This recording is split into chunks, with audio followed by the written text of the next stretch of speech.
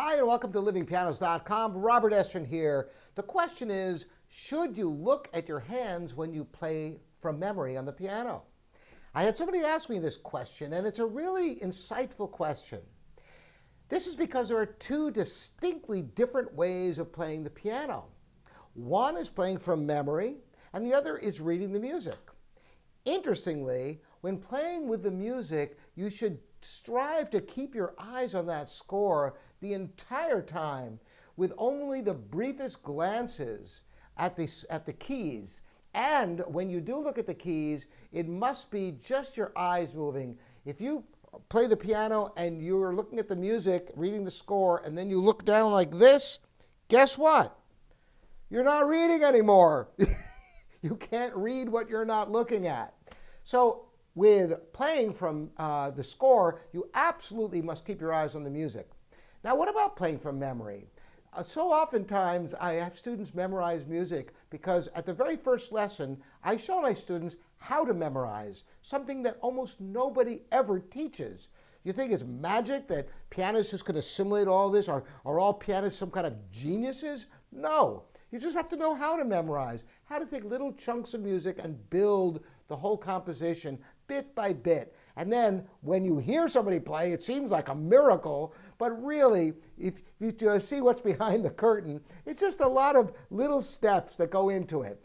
So then I have my students play from memory, and then the first time they do it, a lot of times they'll be looking up into space, and you know what I say to them?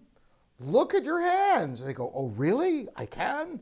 And of course, one of the reasons that we memorize music is so that you can look at your hands. Because think about it, when you have leaps, something like that, how are you supposed to get that without looking at your hands? Now, having said that, there are some blind pianists who defy all reason that can do the most amazing playing, bouncing all over the keyboard, and they don't rely upon looking. Well, that's great for them and all the power to them, but for us mere mortals, I mean, you've got your eyes to utilize, you might as well, you've got the music memorized. Not only that, but it actually is another way to reinforce your memory. By looking at your hands, you see the connections of the keys. You know where to look. You know, if there's leaps, for example, a certain hand, a lot of times what you want to do is when you're playing the piano is look at your thumbs rather than the extreme outside fingers, because the thumbs can line up everything and they're close together. So when you have leaps, you tend to want to look in the inner part of your hand. That's one little tip for you. Now, does this mean that you should never try to play without looking? No, absolutely. The time for that is when you memorize a piece of music. Does that mean you're done with a score? Far from it. It's exactly the opposite. The way I learn music and the way I teach my students is to read through it a couple of times the first day only. Then get down to work and start memorizing it. So the first thing you do is memorize your music instead of the last thing. Then what do? You go back to the score and you reinforce the memory by reading the score, keeping your eyes on the music.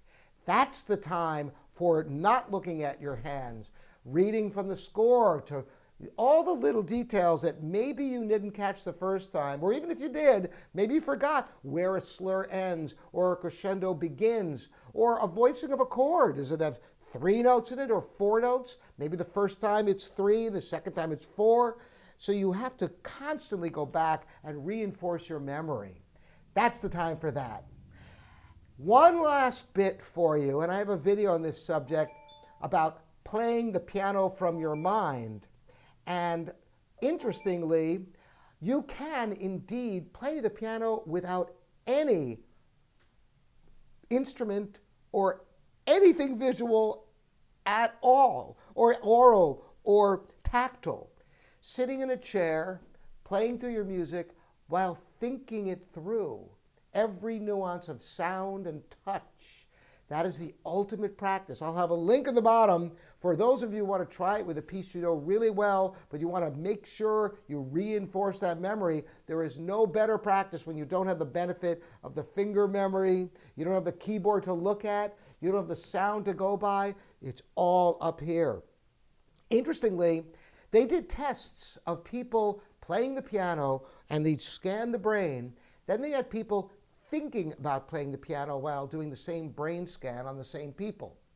And there is zero difference in the brain whether you are playing the piano or thinking about playing the piano.